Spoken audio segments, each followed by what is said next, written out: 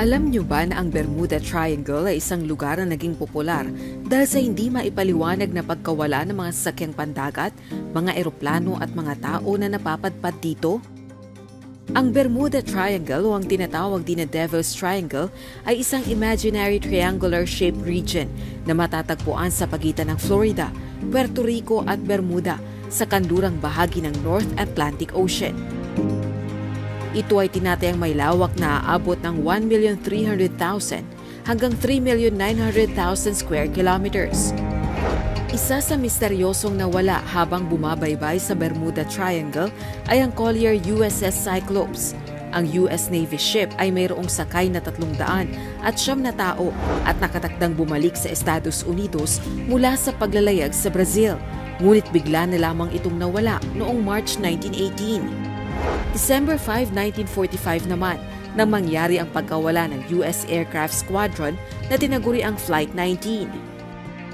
Ang 5 US aircraft ay nagsasagawa ng routine navigational training flight nang mapadpad sa Bermuda Triangle at hindi na natagpuan.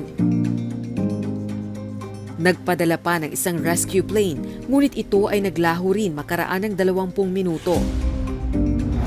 Ang phrase na Bermuda Triangle ay unang ginamit ng American author na si Vincent Gaddis sa inilathalang artikulo sa Pulp magazine noong 1964.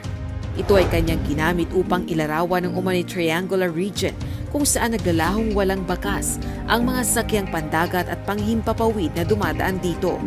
Dahil sa mga misteryosong pagkawala ay maraming theory at akala ang nabuo at kumalat na pinaniwalaan ng iba.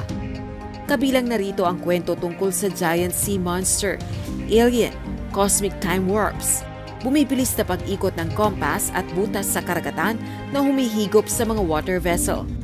Ngunit marami sa mga scientists ay iniuugnay ang mga pangyaring ito sa severe weather changes at human error.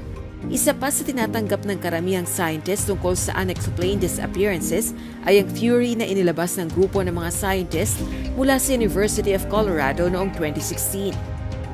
Sinuri nila ang satellite images ng Bermuda Triangle at napansin nila na mayroong series ng hexagonal clouds na lumilikha ng air bombs. At ang mga pagsabog na nagagawa nito ay maaaring umabot sa 170 miles per hour. Pero alam nyo ba na bagamat kinatatakutan ng Bermuda Triangle ay mas mababa ang insidente ng mga pagkawala sa misteryosong lugar na ito kumpara sa ibang lokasyon sa Atlantic Ocean? Now, you know!